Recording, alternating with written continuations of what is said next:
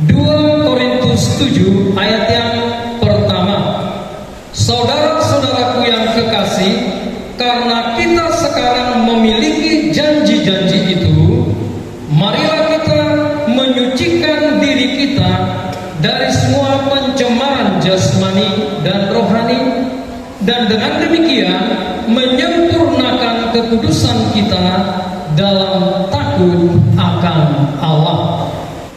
Hidup berdasarkan janji-janji Allah. Hidup berdasarkan janji-janji Allah. Saya akan membawa kita untuk melihat kebenaran firman Tuhan sebelumnya, 2 Korintus 6 ayat 16 sampai yang ke-18. Apakah hubungan baik Allah dengan berhala? Karena kita adalah baik dari Allah yang hidup menurut firman Allah ini. Aku akan diam bersama-sama dengan mereka dan hidup di tengah-tengah mereka, dan aku akan menjadi Allah mereka, dan mereka akan menjadi umatku. Sebab itu keluarlah kamu dari antara mereka dan pisahkanlah dirimu dari mereka, firman Tuhan. Dan janganlah menjamah apa yang najis, maka aku akan menerima kamu. Dan aku akan menjadi bapamu, dan kamu akan menjadi anak-anakku laki-laki dan anak-anakku perempuan. Demikianlah firman Tuhan yang Maha Kuasa. Jemaat Tuhan yang terkasih, inilah yang disebut janji-janji yang dimaksudkan di 2 Korintus 7 ayat yang pertama.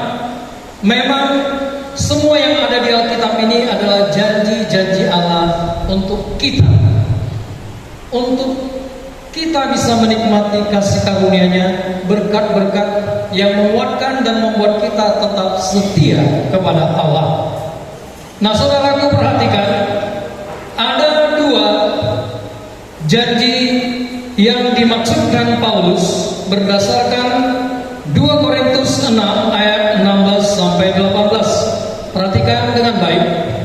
Yang pertama, kita adalah bait Allah. Sekali lagi saya bacakan. Apakah hubungan bait Allah dengan berhala? Karena kita adalah bait dari Allah yang hidup. Nah, perhatikan. Yang pertama, janji-janji itu adalah menjadi bait Allah, tempat Roh Kudus berdiam diri. Artinya Allah menyatakan kehadirannya di mana Roh Kudus ada dan tinggal di dalam diri kita. Allah Roh Kudus tinggal untuk menemani, menyertai, menolong, memimpin hidup kita supaya berkenan di hadapan Allah yang hidup. Amin. Ini janji yang pertama. Kalau kita baca Efesus 1 ayat 13, di dalam Dia kamu juga, karena kamu telah mendengarkan firman kebenaran, yaitu Injil keselamatanmu, di dalam Dia kamu juga ketika kamu percaya dimateraikan dengan Roh Kudus yang dijanjikannya itu. Nah, ini janji yang dimaksudkan oleh Rasul Paulus untuk kita. Kemudian yang kedua, Allah menjadi Bapa kita dan kita menjadi anak-anaknya. Dan kita dapat memanggil Allah sebagai Bapa kita. Ini hubungan yang luar biasa yang di dalam keyakinan kepercayaan lain itu tidak ada. Jadi sebenarnya sangat berbahagia kita orang-orang percaya di mana Allah bisa kita sebutkan dan Dia sendiri berkata, aku ini Bapa, kamu anak-anakku laki-laki, anak-anakku perempuan. Ini sebuah janji yang luar biasa. Di Roma 8 ayat 15 dikatakan, sebab kamu tidak menerima roh perbudakan yang membuat kamu menjadi takut lagi, tetapi kamu telah menerima roh yang menjadikan kamu anak Allah. Oleh roh itu kita berseru, ya Aba, ya Bapa. Kepada Allah yang tidak terjangkau karena Dia kudus dan kita ini adalah orang berdosa, Dia mau menjadikan dirinya Bapa bagi kita. kita bisa memanggil dia, ya Aba, ya Bapa. Kemudian di Galatia 4 ayat 6 dikatakan, dan karena kamu adalah anak, maka Allah telah menyuruh roh anaknya ke dalam hati kita yang berseru, ya Aba, ya Bapa. Sudah makin jelas ya. Jadi Roh Kudus ada di dalam hati kita. Oleh karena pertolongan Allah Roh Kudus, kita dimampukan tanpa halangan, tanpa merasa tertuduh, tanpa merasa tidak layak. Kita berkata, ya Aba, ya Bapa, kepada Allah Sang Pencipta langit dan bumi. Saudara-saudaraku yang kekasih, karena kita sekarang memiliki janji-janji itu, dia ingin menegaskan, meneguhkan iman jemaat yang ada di Korintus. Dia berkata apa? Kamu ketika menerima Yesus sebagai Tuhan dan Juru Selamat pribadimu, kamu adalah anak-anak Allah. Kamu adalah baik Allah. Amin. Dia ingin berkata, sekarang kamu orang percaya, kamu yang telah menerima Yesus sebagai Tuhan dan Juru Selamat, kamu adalah umat Allah. Jadi Roh Kudus tinggal di dalam diri kamu. Artinya janji itu sudah dimiliki oleh orang percaya. Amin. Paulus ingin meneguhkan kepada kita yang telah menerima Yesus sebagai Tuhan dan Juru Selamat pribadi di dalam hidup kita, janji itu dengar sudah diberikan dan menjadi milikku. Jadi aminah, janji-janji yang diberikan Allah kepada kita yang sekarang kita miliki, itu kita dapatkan karena kasih karunia Allah di dalam pengorbanan Kristus oleh kuasa darahnya yang mendamaikan kita kembali dengan Allah Bapa di surga.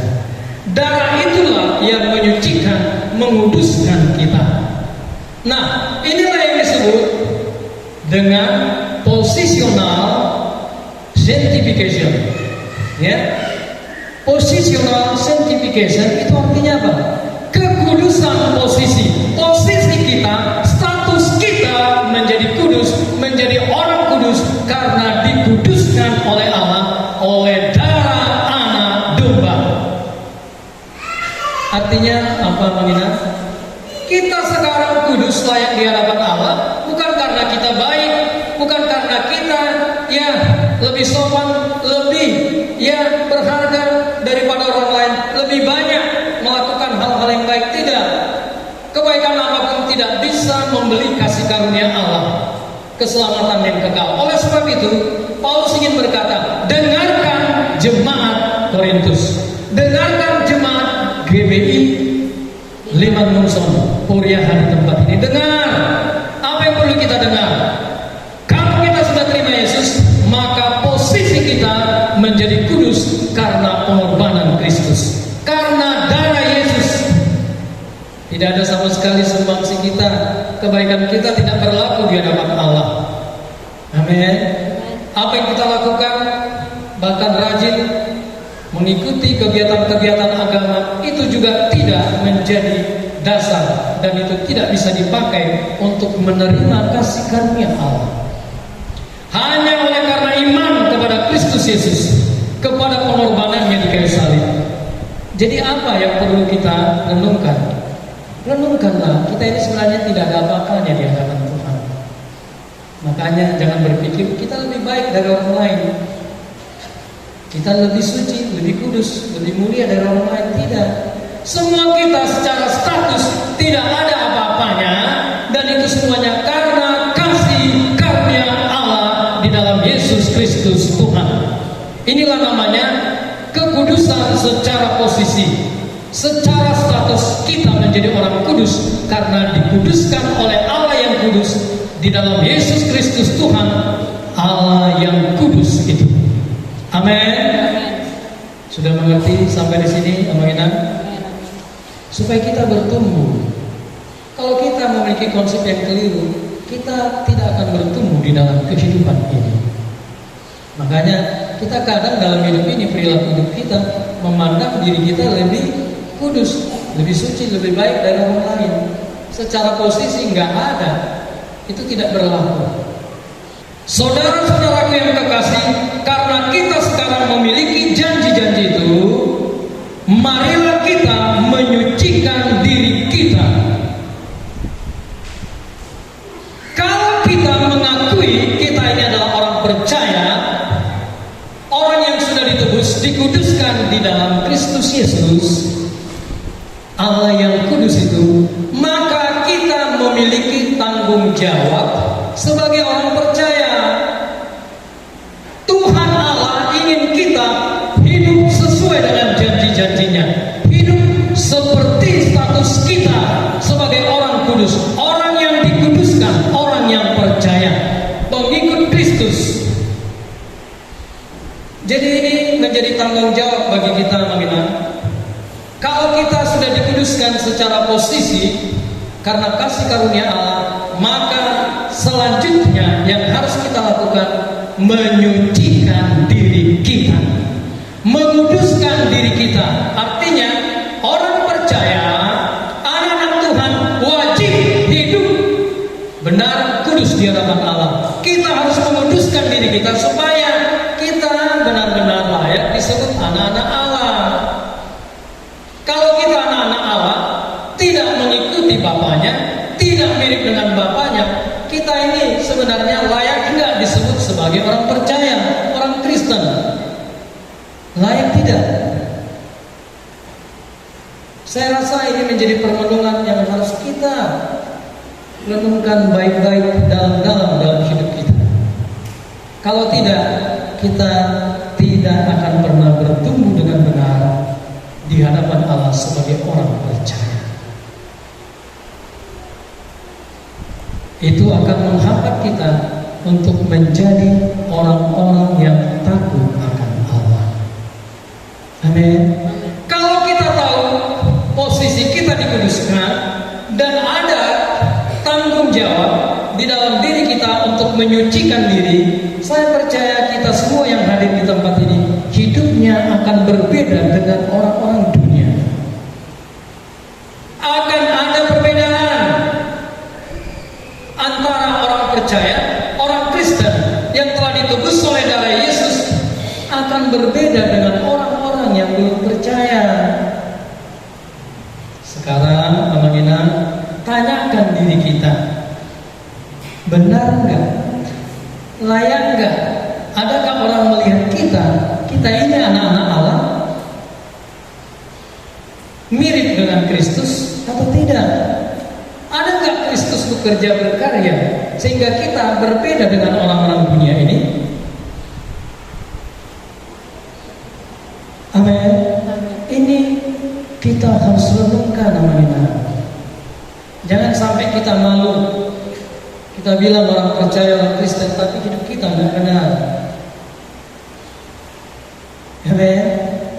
Hanya KTP-nya Kristen, hanya penyebutannya Kristen, tapi kita tidak pernah mau berangkat maju menyucikan diri kita. Dari apa, Magina? Kita menyucikan diri kita dari mana? Dari hal apa? Perhatikan dengan baik. Marilah kita menyucikan diri kita, menguduskan diri kita dari semua pencemaran jasmani dan rohani.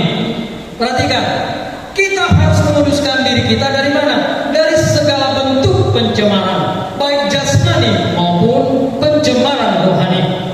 Nah, saudaraku yang terkasih, jemaat Tuhan di dalam Kristus Yesus, ini adalah tanggung jawab, konsekuensi kita sebagai orang yang telah dikuduskan secara posisi di hadapan Tuhan.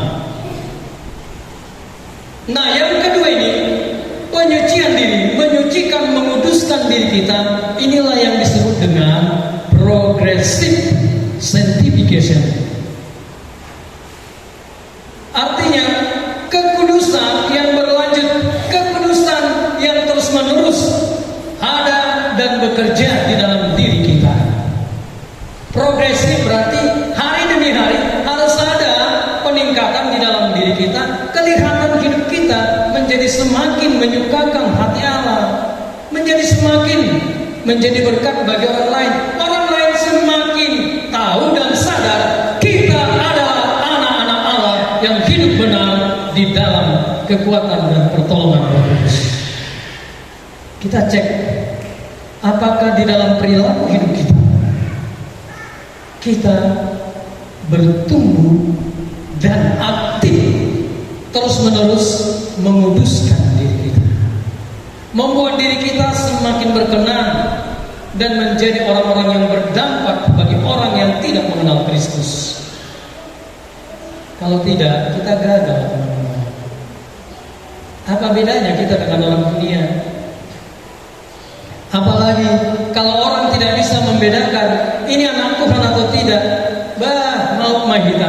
Nggak ada gunanya kita hidup sebagai orang percaya kalau kita tetap sama dengan orang dunia. Nggak ada bedanya. Amin. Nanti kita lihat, ya. Harus ada perbedaan. Makanya dikatakan oleh Roma 12 ayat 2 dikatakan apa? Berubahlah oleh pembaruan budimu. Jangan sama lagi dengan orang-orang dunia. Jangan hidup lagi seperti apa yang mereka tunjukkan, bagaimana mereka hidup di dunia ini. Kita harus berbeda. Kalau Allah yang kudus telah menguduskan kita di dalam posisi status kita sebagai orang kudus, orang percaya, kita pun di dalam hidup kita sehari-hari sebagai orang percaya, Tuhan berkata, semua anak-anakku kau punya tanggung jawab untuk hidup seperti aku, untuk hidup benar, menjauhkan diri dari segala pencemaran jasmani dan rohani. Nah, mari kita lihat apa yang disebut dengan pencemaran, ya, jasmani dan rohani. Roma 6 ayat 13. Dan janganlah kamu menyerahkan anggota-anggota tubuhmu kepada dosa untuk dipakai sebagai senjata kelaliman, tetapi serahkanlah dirimu kepada Allah sebagai orang-orang yang dahulu mati tetapi sekarang hidup, dan serahkanlah anggota-anggota tubuhmu kepada Allah untuk menjadi senjata-senjata kebenaran. Nah, perhatikan dengan baik. Pencemaran artinya cemar. Itu artinya apa? Kotor, keji, najis, tidak kudus. Jadi Rasul Paulus menguatkan dan memperingatkan orang-orang percaya yang ada di Korintus, sucikan dirimu, jauhkan dirimu, pisahkan dirimu dari setiap bentuk pencemaran jasmani dan rohani. Pencemaran jasmani ini tubuh kita, tadi sudah dikatakan ketika kita percaya kepada Kristus, janji-janji itu kita miliki, kita menjadi bait Allah, bait Roh Kudus. Pencemaran jasmani, perbuatan atau tindakan mengotori, menodai hidup kita yang adalah bait Allah, bait Roh Kudus yang nyata kita lakukan secara jasmani atau fisik, yaitu melalui anggota-anggota tubuh kita. Contohnya perzinahan, percabulan, perbuatan mesum, itu berkaitan dengan anggota tubuh kita, Kalau kita melakukan itu berarti kita sudah hidup jemaah di hadapan Tuhan. Paulus berkata, sucikan dirimu dari pencemaran ini, jauhkan, jangan sentuh, jangan hidup di dalamnya. Apalagi mabuk termasuk nggak? Masuk. Marisa, narkoba, cimen, putau, obat-obat terlarang, itu merusak tubuh kita. Amin. Apalagi anggota tubuh yang bisa merusak, mengotori bait Allah ini. Dari mulut bibir kita, fitnah. Apalagi menyembur-nyemburkan kebohongan, menjelek-jelekkan orang lain, menyampaikan berita-berita bohong untuk menjatuhkan orang lain. Berarti kalau kita lakukan ini, kita hidup di dalam kecemaran secara jasmani. Tubuh kita menjadi cemar karena apa? Kita menggunakan anggota tubuh kita ini untuk dosa, untuk hal-hal yang membuat kita menjadi kotor, nggak layak di hadapan Allah. Allah tidak berkenan kita hidup di dalam keberdosaan kita kembali. Kita harus punya tekad, aku akan menjauhkan diri, menyucikan diriku dari segala bentuk pencemaran ini. Aku mau suci, kudus, dan jauh, tidak mau lagi menyentuh apalagi hidup di dalam hal-hal jasmani yang mengotori bait Allah ini. Apalagi tangan kaki kita, suami istri, ya, di dalam rumah tangga. Kalau kita pakai tangan ini untuk menampari, memukul anak dan istri kita, kita sudah melakukan pencemaran jasmani. Amin. KDRT bukan hanya Alkitab, tapi di dalam ranah hukum bisa dilaporkan dan bisa masuk penjara. Amin. Gunakan tangan ini menyayang, ya, membimbing anak-anak kita. Gunakan kaki ini untuk membawa orang ke gereja. Supaya apa? Kita diberkati. Jangan larang anak-anak kita untuk pergi ke gereja. Berarti apa? Kita terlibat untuk membuat anak-anak kita cemar di dalam dosa. Tidak lagi menyucikan dirinya dari pencemaran jasmani. Amanginan bisa nanti cari lagi, ya, contoh-contoh pencemaran jasmani. Singkatnya, kita menggunakan tubuh ini untuk hal-hal yang berdosa. Kita menggunakan tubuh ini untuk membuat orang lain juga berdosa, untuk membuat orang lain ada di dalam kehidupan yang tidak berkenan, kotor di hadapan Allah. Ini namanya progressive sanctification. Kita punya tanggung jawab. Jangan kita berkata, aku kan sudah percaya, nggak itu Yesus si balui. Tapi apa? Kita nggak hidup berdasarkan janji-janji Allah. Janji Allah yang sudah menguruskan kita, tapi sampai di situ aja berhenti. Berarti apa? Kita bukan orang Kristen yang bertumbuh. Amin. Tanggung jawab kita menyucikan diri kita, menguduskan diri kita. Itu konsekuensi dari status kita sebagai orang kudus, orang yang dikuduskan oleh Allah. Amin. Saya mau tanya, bisa nggak kita jadi berkat kalau kita hidupnya cemar? Kita jadi bahan ejekan. Bisa nggak kita hidup seenaknya lagi setelah kita sudah mendapatkan kasih karunia, ya, menjadi orang-orang yang dikuduskan di dalam status kita sebagai orang percaya, orang kudus? Bisa suka-suka kita? Jangan-jangan kita belum percaya kepada Yesus. Kalau kita masih punya konsep ini, balong-balongku, tangan-tanganku, pat-patku, mata-mataku, butuh-butuhku, ini tubuhku. Kalau kita punya konsep gitu, pertanyaannya, benar nggak kita menyadari kita adalah orang percaya, orang yang dikuduskan oleh Kristus? Benar nggak kita sudah percaya kepada Yesus? Oke, pencemaran rohani. Pencemaran rohani, hal-hal yang berkaitan dengan rohani. Berarti apa? Hal-hal yang bisa nyata, tidak secara fisik, tetapi ini berkaitan dengan karakter. Karakter, sifat-sifat yang bertentangan dengan sifat-sifat Allah, yang bertentangan dengan sifat-sifat Yesus. Amin. Oke, biar kita lihat dulu yang paling jelas di dalam perjanjian lama dan sekarang pun, ya, itu tetap dan sering terjadi. Apa contohnya? Pencemaran rohani, menyembah berhala. Kalau dulu banyak jelas menyembah patung, tapi kadang orang yang menyatakan dirinya Kristen menyembah sembahan yang lain selain Allah di dalam Kristus. Apa penyembahan modern? Hobi bisa jadi penyembahan berhala. Amin. Apa hobi kita? Itu bisa membuat kita jauh. Itu bisa membuat Allah itu menjadi nomor sekian. Hobi itu nomor satu. Bahkan itu jadi berhala di dalam diri kita. HP baik, bagus, bisa membuat kita semakin bertumbuh, wawasannya semakin luas. Tetapi HP juga bisa merusak karakteristik kita di dalam Kristus. HP jadi berhala. Di gereja masih main HP. Terus sekarang dia sedang menyembah siapa?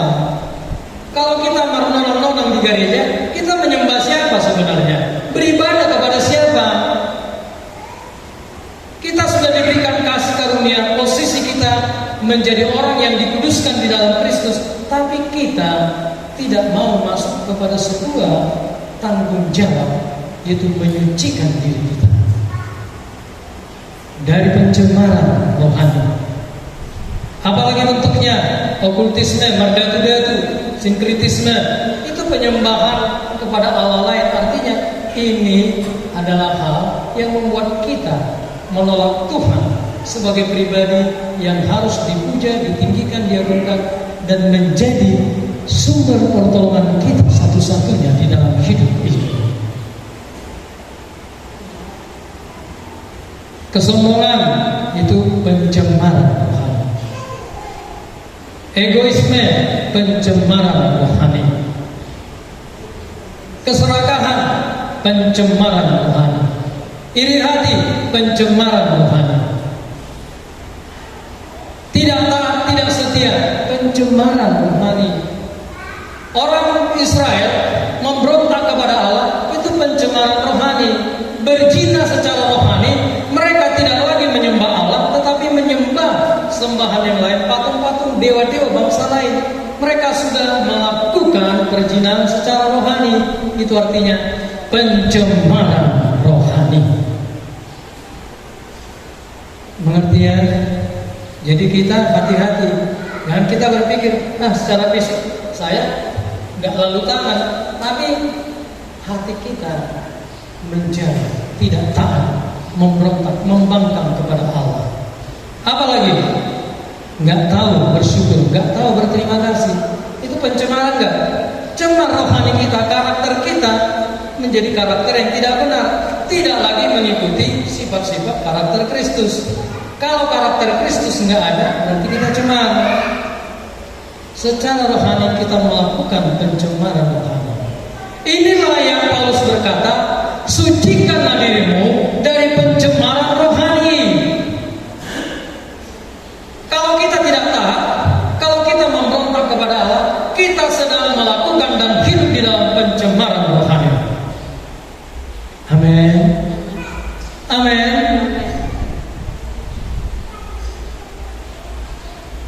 Ini harus kita renungkan.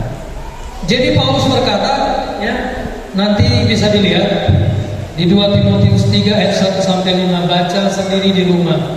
Banyak hal-hal yang disebutkan ya di sana. Itu bentuk-bentuk ada pencemaran jasmani, tetapi lebih kepada pencemaran rohani. Amin. Kalau kita semakin jauh sifat-sifat kita daripada Kristus, ya. Masih ingat Galatia 5 ayat 22, 23? Tetapi buah roh ialah kasih, sukacita, damai sejahtera, kesabaran, kemurahan, kebaikan, kesetiaan, kelemah lembutan, penguasaan diri. Tidak ada hukum yang menentang hal-hal itu. Ini artinya apa? Inilah karakteristik Allah, sifat-sifat Allah, sifat-sifat Yesus, karakter Kristus yang seharusnya kita bangun dan menjadi bagian di dalam hidup kita. Kalau kita tidak memiliki ini dan masih tetap hidup di dalam egoisme, kesombongan, kecongkakan kampungan kita hidup di dalam pencemaran secara rohani. Allah tidak berkenan untuk hal ini. Amin.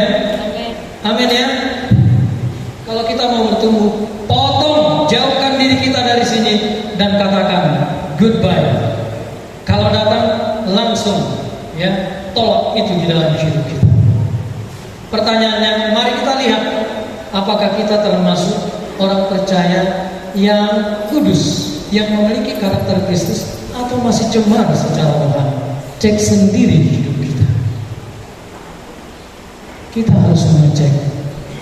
Tetapi firman Tuhan hari ini berkata, marilah kita menyucikan diri kita, menguduskan diri kita dari segala bentuk pencemaran, yaitu jasmani dan rohani, sehingga kita hidup benar, hidup berkenan, hidup menyukakan hati Allah.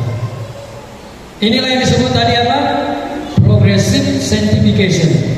Jadi kita harus terus menyucikan, menguduskan diri kita. Walaupun kadang kita jatuh bangun, jangan terus, ya, maju terus Kudus untuk kita lebih berkenan lagi di hadapan Allah.